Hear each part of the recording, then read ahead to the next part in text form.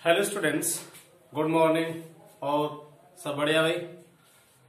अच्छा देखो, इससे पहले मैं आपको लेसन 5 के कुछ न्यूमेरिकल पिछली वीडियो में मैंने करा दिए थे। अब इससे आगे कुछ न्यूमेरिकल में और कराने आपको जा रहा हूं। देखो, हमारा जो सब्जेक्ट चल रहा है, सब्जेक्ट भी हमारा एनसीईआरटी क्लास 11th फिजिक्स है। ये क्लास हमारी 11th है और सब्जेक्ट हो गया है हमारा फिजिक्स। अब यहां पे जो लेसन है हमारा 5, जिसके जो चल रहे हैं वो क्या चल रहे हैं, अभी न्यूमेरिकल चल रहे हैं। अब इसमें जो है हम आपके पास लेके आए हैं, अभी न्यूमेरिकल है। देखो, इसमें क्या दे रखा है कि एक कार सीधी सड़क पर एक समान त्वरण से, एक कार सीधी सड़क पर एक समान त्वरण से विराम से चलते हुए 25 सेकंड में 180 किलोमीटर प्रति घंटा की चाल अर्जित कर लेती है। कार द्वारा इस समय अंतराल में चली गई दूरी ज्ञात कीजिए। क्या पूछी जा रही है? दूरी पूछी जा रही है। अच्छा देखो, यहां पे मैं तुम्हें बताना चाहूंगा कि भाई हमने मान लिया जाए, लो यहां पे हम एक कार बना लेते हैं। इस प्रकार से हमारी ये लो भी कार होगी, ठीक है। अब ये हमारी कार है। अब कहा जा रहा है कि एक समान त्वरण से चल रही है और कहां से चलती है? विराम से। इस समय क्या है? ये विराम अवस्था में। अब जब विराम अवस्था में, उसके बाद में जब विराम अवस्था में होगी तो इसका जो प्रारंभ वेग होगा वो कितना हो जाएगा? 0 हो जाएगा। उसके बाद ये आगे चलना स्टार्ट हुई, तो बाद में जो इसका वेग आ जाता है, कितने सेकंड के बाद आता है? 25 सेकंड के बाद हो जाता है 180 किलोमीटर प्रति घंटा। अब देखो, यहां से आंसर स्टार्ट करेंगे। लो भाई, हमारी लिख देते हैं कार है, ठीक है। अब यहां पर जो है समय दिखा रखा है, सबसे पहले लिख लिया जाए 25 सेकेंड। इसका प्रारंभिक वेग जो हो गया u, वो हो गया 0 मीटर प्रति सेकेंड मान लीजिए, ठीक है। और उसके बाद में v की जो वैल्यू है 180 किलोमीटर प्रति घंटा है। अब इस किलोमीटर प्रति घंटा को चेंज कर लेंगे पहले, किसमें? मीटर प्रति सेकंड में।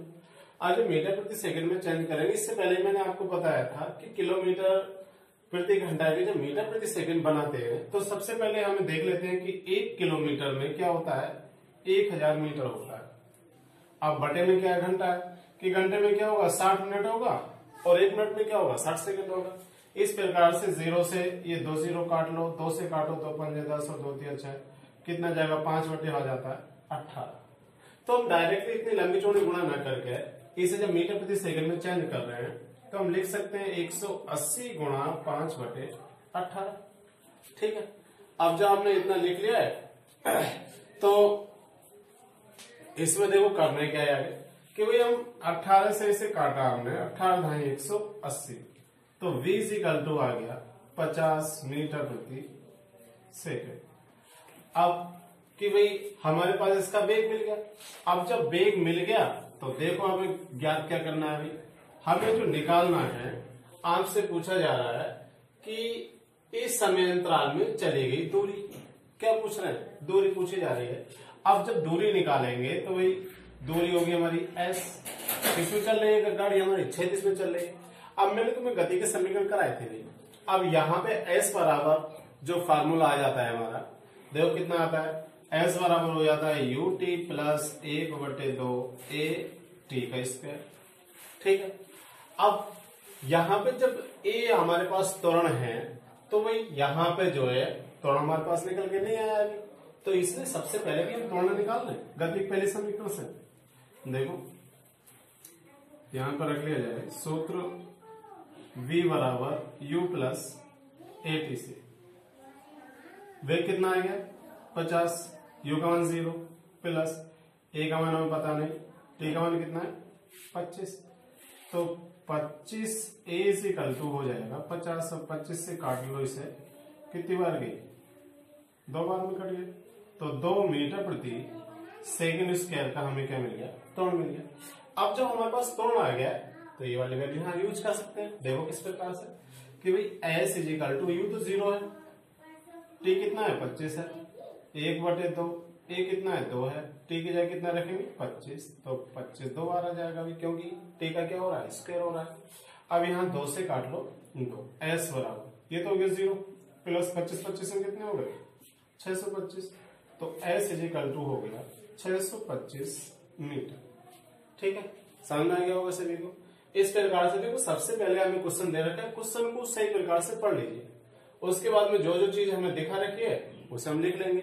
और एक चीज और, जब आप कोई भी क्वेश्चन करेंगे तो सबसे पहले उसे जो है हमें एमकेएस पद्धति में बदल के क्वेश्चन को आगे बढ़ाना है। ये नहीं कि आगे किलोमीटर प्रति घंटा में तो हमने किलोमीटर प्रति घंटा डाल दिया तो आपका क्वेश्चन खराब हो जाएगा। ठीक है, चलो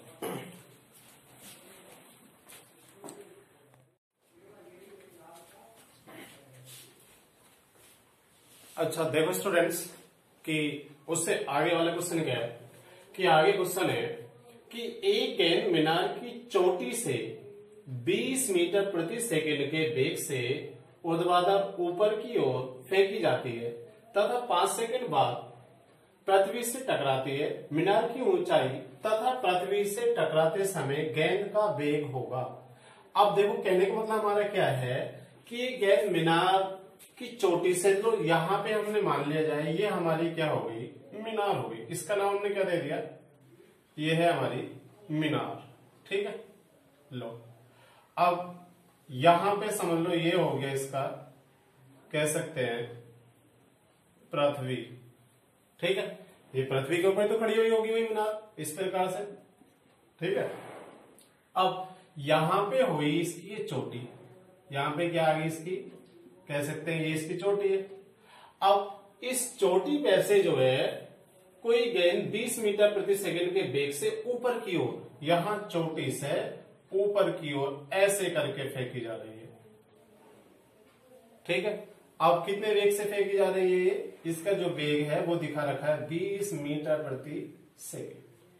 अब यहां पे एक चीज आपको बताएं कि भाई अगर कोई वस्तु किसी ऊंचाई पे चढ़ के और ऊपर की ओर को फेंकी जाती है तो वहां पे जो उसका वेग होगा वो कैसा हो जाता है माइनस का। बस इसका मेन पॉइंट यही है कि भाई हमारे पास जो इसका u होगा वो कितना होगा माइनस के 20 मीटर प्रति सेकेंड। ठीक है, क्लियर हो गया। अब इसकी ऊंचाई लो, मीनार की ऊंचाई हम मान लें कितनी है h होगी। लो यहां पे h इज इक्वल टू हमने हमारे पास कितना है h, लेकिन यहां पे जो है अभी निकाल रहे भाई h इज इक्वल टू कितना आएगा, मीनार की ऊंचाई पूछी जा रही है। अब समय कितना लग रहा है 5 सेकंड, t बराबर कितना लगता है 5 सेकंड लगता है। ठीक है, अब टकराने का वेग भी पूछा जा रहा है और ऊंचाई पूछी है। सबसे पहले हम क्या कर लेते हैं ऊंचाई निकाल लेते हैं। जब ऊंचाई निकालेंगे तो देखो करना क्या भाई कि फार्मूला डालेंगे h बराबर ut ऊपर से नीचे आएगी प्लस 1/2 gt का स्क्वायर। अब मैं एक चीज आपको बताऊं कि अभी पीछे आपने देखा होगा वहां पे हमने त्वरण क्या ले लिया था a और यहाँ पे त्वरण हमने क्या लिया है g लिया है। तो बेटा यहाँ पे अगर हमारी गति समतल में हो रही है, जैसे सड़क पे भाग रहे हैं या रेलगाड़ी चल रही है या कारें चल रही हैं, तो उन सब के लिए त्वरण जो आएगा वो हमारा आता है a। ठीक है, अगर गति हमारी कैसी हो रही है ऊर्ध्वाधर, या कोई पिंड स्वतंत्र रूप से गिर रहा है या हम किसी पिंड को नीचे से ऊपर की ओर फेंक रहे हैं, तो वहां पे जो हमारा त्वरण कार्य करता है ग्रेविटेशन फोर्स, गुरुत्वीय त्वरण, वो क्या आएगा हमारे पास, सॉरी फोर्स तो बल हो जाता है तो ग्रेविटेशन एक्सलेशन आ जाता है। तो यहां पे हमारे पास ये g है। ठीक है, ऊपर से नीचे गति करेंगे तो त्वरण हमारा क्या कार्य करेगा g, गति हमारी क्षैतिज हो रही है तो कार्य करेगा a। बस यही कंडीशन है यहाँ पे। देखो कि h बराबर हमें ज्ञात करना है। u का मान हमारे पास माइनस के 20, t का मान हमारे पास देखो कितना दिखा रखा है 5 प्लस 1/2, g की वैल्यू वही हमें यहाँ पे दे रखी होगी किताब में भी, आपको नहीं दे रखी होगी तो हम डायरेक्ट लिख सकते हैं 9.8 मीटर प्रति सेकेंड स्क्वायर। ठीक है, अब यदि हमें 10 दे रखी है वैल्यू आपको, तो आप 10 यूज कर लेंगे। देखो यहाँ पे आ जाएगी हमारे पास 9.8। अब टी का स्क्वायर करा तो 5 पंजे कितने हो जाएंगे 25। देखो h बराबर 2 से इसे काट लो, कितनी बार जाएगी 49 हो गया। 2 चौका 8 पॉइंट लगाया, दोनों में 18 मतलब 4.9 आ गया। अब इसकी गुणा करो 20 पंजे 100, फिर प्लस 25 नंबर 225, 225 22, 25 चौका 100 मतलब 122 पॉइंट लग रहा है 1 अंक के बाद। अब देखो करना क्या है कि h हमें निकालना है। 122.5 में से 100 घटाएंगे तो 22.5 इतने मीटर क्या हो गई, मीनार की ऊंचाई मिल गई। अब जब मीनार की ऊंचाई मिल गई तो आपसे क्या पूछा जा रहा है, वेग पूछा जा रहा है। मतलब किस वेग से जो है कि यहाँ पे वेग तो कितना है हमारे पास 20 है। अब यहाँ पे जो आया ये v कितना निकल के आएगा भाई, v भी हमें ज्ञात करना है। जब हम v को निकालेंगे तो देखिए भाई हमारे पास v कितना है कि v इजिकल टू फार्मूला आ जाता है प्रथम समीकरण से u प्लस कितना आएगा यहाँ पे gt। अब यहां से जब देखेंगे हम v इजिकल टू u का मान माइनस के 20 है, प्लस g का मान हमारे पास 9.8 है, t का मान कितना हो गया भाई 5। तो v is equal to minus 20 plus 5 × 40, 5 × 45 और 4 कितने हो जाएंगे 49। 20 घटा दो कितना आएगा 29 मीटर प्रति सेकेंड। कि इतने मीटर प्रति सेकेंड के वेग से वो गेंद क्या होगी यहां पे टकराई। बात क्लियर होगी। तो आज सुन लीजिए, एक गेंद मीनार की चोटी से 20 मीटर प्रति सेकेंड के वेग से ऊर्ध्वाधर ऊपर की ओर फेंकी जाती है। ठीक है, लो भाई हम गेंद को भी दर्शा देते हैं। ये हो गई हमारी गेंद। ठीक है, अब ये गेंद जो है ऊपर की ओर इस प्रकार से फेंकी जाती है। बाद में क्या होता है कि ये गेंद जो है हमारे यहाँ पृथ्वी पर आके टकराती है, तो इस पृथ्वी पे इसका जो वेग होगा वह कितना आएगा। ठीक है, अब यहां पे जो है सबसे पहले हमने क्या करा h का मान निकाल लिया। ठीक, उसके बाद में हमने क्या करा v का मान निकाल लिया। बस यहाँ पे 2 चीजें पूछी जा रही हैं आपसे। ठीक है,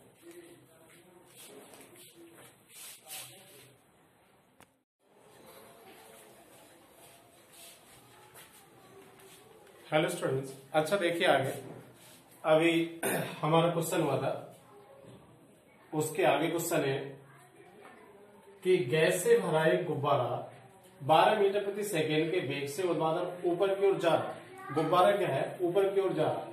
जब यह गुब्बारा पृथ्वी से 65 मीटर की ऊंचाई पर होता है तो इसमें से एक पैकेट गिराया जाता है। जो समझो जब पैकेट गिराया तो पृथ्वी पर गिरेगा। तो कहा जा रहा है ज्ञात करिए कि पैकेट को पृथ्वी तक आने में कितना समय लगेगा। देखो किस प्रकार से करना है भाई, कि यहाँ पे हमें करना क्या है कि सबसे पहले आप देख लीजिए भाई, ये हो गया आपका ये गुब्बारा, इसका नाम दे दो। ठीक है, अब ये जो है कितने मीटर की ऊंचाई पर है, यहां से लेके यहां तक की जो ऊंचाई है इसकी 65 मीटर है। जब यहां पे होता है तो यहां से ये पैकेट नीचे की ओर गिराया जाता है।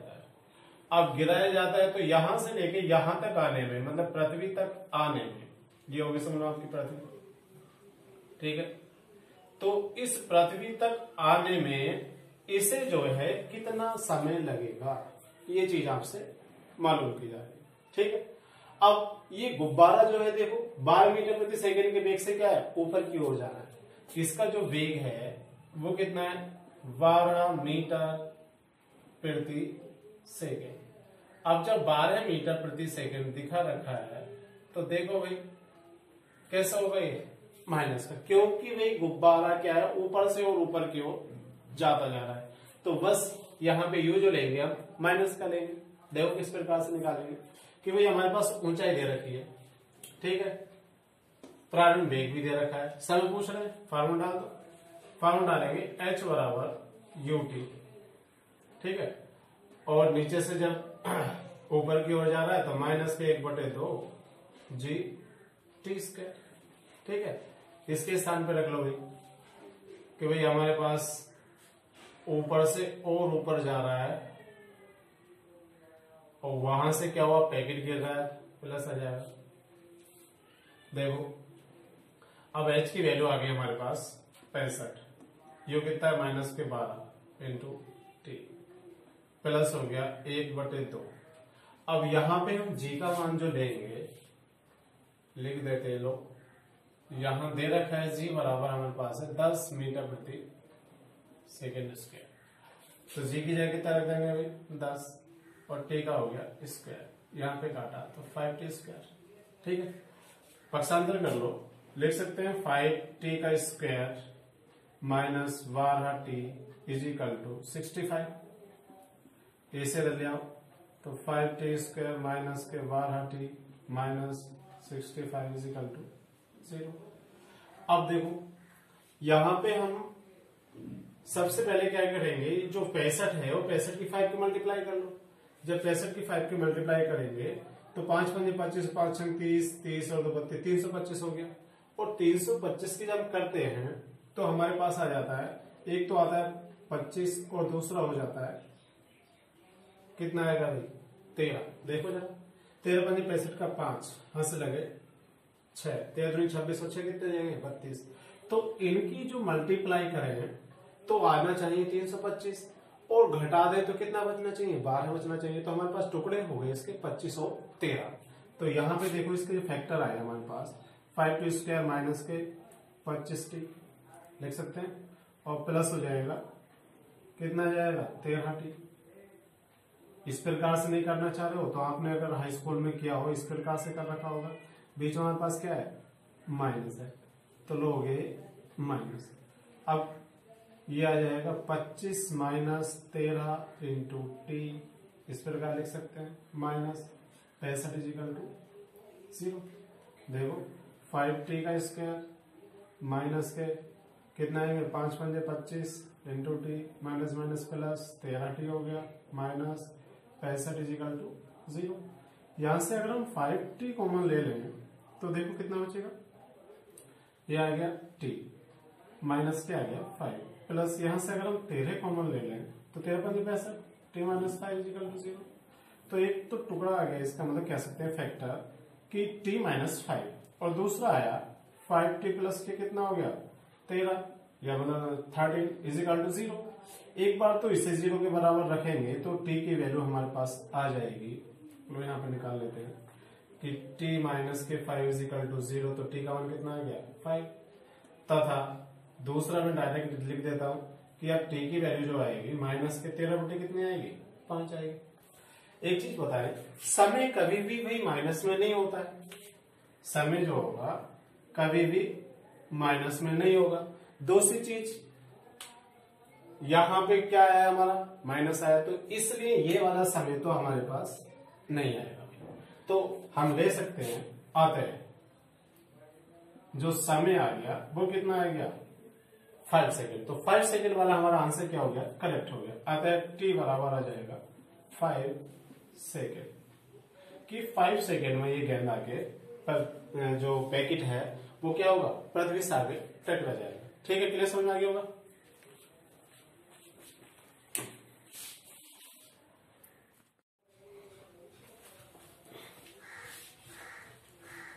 अच्छा देखिए स्टूडेंट्स, इसी क्रम में आगे हमारा न्यूमेरिकल है कि सरल रेखा के अनुदिश गति कर रहे किसी कण की समय के साथ स्थिति समीकरण में दिखा रखी है x बराबर 2t प्लस 3t स्क्वायर के अनुसार बदलती है। ठीक है, जहां x मीटर में और t सेकेंड में है। ज्ञात कीजिए कण का प्रारंभिक वेग। नंबर 2 कंडीशन 2 सेकेंड बाद कण का वेग। नंबर 3 कण का क्या पूछ रहा है भाई त्वरण पूछा जा रहा है। अब लास्ट में कहा जा रहा है कि और यह भी बताइए कि जो कण है ठीक है वो एक समान वेग से गतिशील है या एक समान त्वरण से गतिशील है। एक समान वेग से गतिशील हो रहा है या क्या हो रहा है एक समान त्वरण से गतिशील हो रहा है। ठीक है, देखो जरा सबसे पहले कंडीशन में भी हमारे पास यहां से हम आंसर स्टार्ट कर देंगे कि x इजिकल टू है 2t प्लस 3t का स्क्वायर। अब ये जो हमें समीकरण दिखा रखी है ये क्या होगी हमारी विस्थापन समीकरण होगी। अगर इसका भी हम डिफरेंशियल कर लें t के सापेक्ष तो हमें क्या मिल जाएगा वेग मिल जाएगा। देखो कि दोनों पक्षों का स्मॉल t के सापेक्ष अवकलन करने पर, अवकलन, अब जब हम अवकलन कर रहे हैं तो ये आ गया dx upon dt is equal to, अब जब टी का करेंगे देखो यहाँ पे 2 तो कॉन्स्टेंट है, हम डिफरेंशियल कर रहे हैं किसका, केवल टी का, यहाँ 3 कॉन्स्टेंट है, हम डिफरेंशियल किसका करेंगे, टी स्क्वायर का, तो देखो dx अपॉन हो गया dt इजिकल टू, यहाँ पे टी का बना जाएगा केवल 2 प्लस ये हो जाएगा 3 दूनी 6, 3 दूनी 6 हो गया इंटू टी। अब यहां पे वही समीकरण हमारी 1 थी, इसे मान लीजिए 2।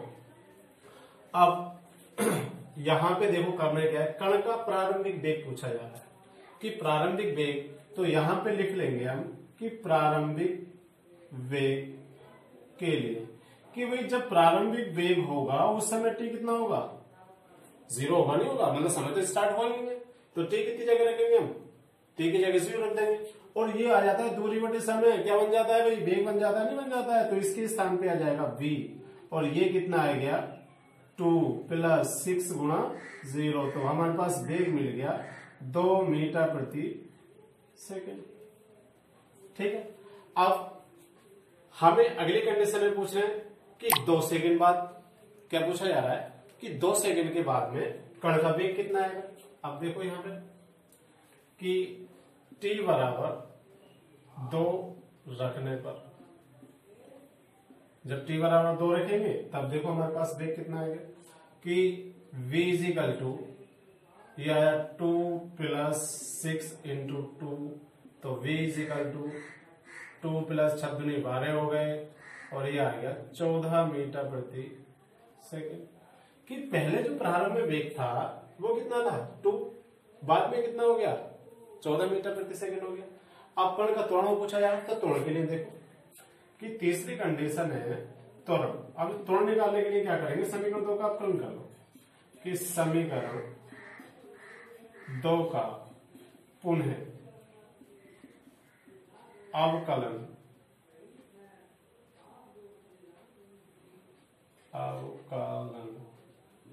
करने पर, अब जब पुनः अवकलन करेंगे तो देखो जरा कितना आ जाएगा अभी हमारे पास, कि ये हमारे पास ये हो गया d2x अपॉन dt का स्क्वायर, वही d2x अपॉन dt स्क्वायर, या लिख सकते हैं dd अपॉन dt, ये बन जाता है हमारा त्वरण। अब जब इसका डिफरेंशियल कर रहे हैं तो देखो कितना आ गया, डिफरेंशियल कर देंगे हम किसका 2 का, फिर प्लस 6 तो शुरू में है, और डिफरेंशियल किसका कर रहे हैं भाई हम t का कर रहे हैं, तो d2x अपॉन dt का स्क्वायर, ये तो 0 बना, और ये कितना है केवल 6 हो गया। ये वाली जो राशि है ये हमारी क्या कहलाती है, त्वरण कहलाती है, इसलिए हमारे पास a इक्वल टू हो गया 6 मीटर प्रति सेकेंड स्क्वायर। ठीक है, अब देखो आगे क्या करना है कि यहाँ पे जो है चौथी जो कंडीशन है लास्ट वाली कंडीशन में क्या कहा गया है, यह भी बताओ कि कण एक समान वेग से, अब जब एक समान वेग होगा तो देखियो पहले तो वेग कितना था 2 था, बाद में वेग कितना हो गया 14 हो गया, तो वेग तो एक समान है नहीं, तो इसलिए क्या होगा एक समान त्वरण से। ठीक है, तो यहां पे जो है एक समान त्वरण से हो सकता है कि भाई यहां पहले जो है वेग 2 था और बाद में वेग कितना हो गया 14 हो गया, तो वेग तो एक समान है नहीं, तो इसलिए क्या होगा ये कण जो है एक समान त्वरण से गतिमान है। लिख लेंगे यह कण एक समान त्वरण से गतिमान। ठीक है, क्लियर हो गया। दोबारा सुन लीजिए, इस प्रकार का क्वेश्चन आपकी परीक्षाओं में बार बार आता है, और कारण क्या है उसका डिफरेंशियल करना ही है, तो बहुत सारे बच्चों से डिफरेंशियल नहीं हो पाता है, इसलिए मैं डिफरेंशियल के मैंने आपको फार्मूलेट कराए थे। तो सबसे पहले देखो ये तो हो गई विस्थापन समीकरण, जो दूरी आ गई हमारे पास, कह सकते हैं हमारे पास x इक्वल टू दिखा रखा है 2t प्लस 3t का स्क्वायर। अब इसका क्या कर लिया हमने t के सापेक्ष अवकलन कर दिया, जब t के सापेक्ष अवकलन करेंगे तो dx अपॉन dt हो गया, 2 को शुरू में रखेंगे, t का डिफरेंशियल करेंगे, फिर यहाँ पे टी स्क्वायर करेंगे, और जब टी स्क्वायर का हम डिफरेंशियल करेंगे तो डिफरेंशियल में क्या होता है घात शुरू में आ जाती है, और इसमें से क्या करते हैं एक घात कम कर देते हैं, तो टी स्क्वायर में से बन घटा कितना बचा, और 2 कितने हो गए 6, समीकरण तो हो गई। अब इसमें क्या कर लिया जाए, प्रारंभिक वेग निकालना है तो टी बराबर कितना रखेंगे 0, तो हमारा मिल गया प्रारंभिक वेग आ गया 2 मीटर प्रति सेकेंड। उसके बाद में 2 सेकेंड बाद पूछा जा रहा है, सेकेंड कंडीशन हमारी कि 2 सेकेंड के बाद वेग पूछ रहे हैं कि टी बराबर 2 रखने पर, ठीक है। तो यहां पे लिख दिया जाए 2 सेकेंड के बाद वेग, ठीक है। तो जब 2 सेकंड के बाद वेग निकालना है तो टी बराबर 2 रखेंगे, 2 रखा तो हमारे पास कितना आएगा 14 मीटर प्रति सेकंड आएगा। तीसरी कंडीशन पूछा गया है यहां से कि भाई कण का त्वरण पूछ रहे हैं, तो समीकरण 2 का क्या कर लेंगे, पुनःअवकलन कर दो, पुनःअवकलन करा तो हमारा ये क्या बन जाता है, त्वरण बन जाता है, तो त्वरण आएगा 6 मीटर प्रति सेकंड स्क्वायर। लास्ट वाली कंडीशन में मैंने तुम्हें ये बताया कि भाई अगर कण एक समान वेग से चलता तो उसका वेग परिवर्तन नहीं होगा, जहां 2 था वो 2 ही से चलता रहता, लेकिन यहाँ पे क्या है एक समान त्वरण से चल रहा है, क्योंकि भाई पहले उसका वेग कुछ था और बाद में वेग क्या हो गया कुछ और हो गया, ठीक है। पहले समझ में आ गया होगा, चलो।